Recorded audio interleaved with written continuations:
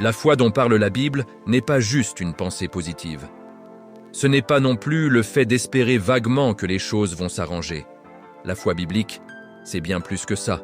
C'est une véritable force spirituelle, une conviction intérieure qui te tient debout même quand tout autour de toi semble s'effondrer. La Bible nous donne une définition très claire dans Hébreux 11:1. La foi est une ferme assurance des choses que on espère, une démonstration de celles qu'on ne voit pas. Qu'est-ce que ça veut dire concrètement? Ça veut dire que la foi commence précisément là où la vue s'arrête. Tu peux ne rien voir changer dans tes circonstances, mais au fond de toi, tu as cette certitude que Dieu est en train d'agir.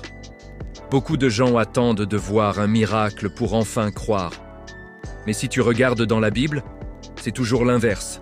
On croit d'abord et ensuite le miracle se produit. Prends l'exemple d'Abraham.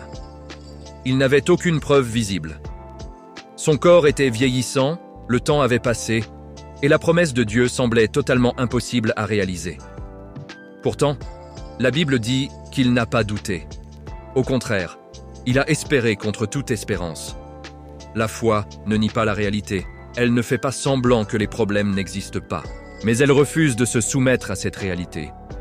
Elle choisit de regarder au-delà des circonstances pour s'attacher fermement à la parole de Dieu. Peut-être qu'aujourd'hui, ta situation te crie « C'est fini, il n'y a plus d'espoir ».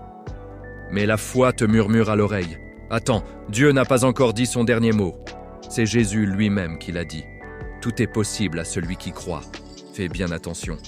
Il n'a pas dit que tout est facile, mais que tout est possible. » La foi ne supprime pas toujours le combat, mais elle te donne la force nécessaire pour le traverser sans abandonner jusqu'à la victoire. Et cette foi véritable, elle n'est pas passive. Elle se manifeste par des actions. Elle te pousse à avancer même quand tu as peur. Elle te pousse à prier même quand tu es épuisé. Elle t'encourage à obéir même quand tu ne comprends pas tous les détails du plan de Dieu. Jacques 2,17 le dit très bien. La foi, si elle n'a pas les œuvres, est morte en elle-même. Une foi vivante parle, marche et agit. Parfois, Dieu ne change pas immédiatement la situation parce qu'il est en train de te changer toi.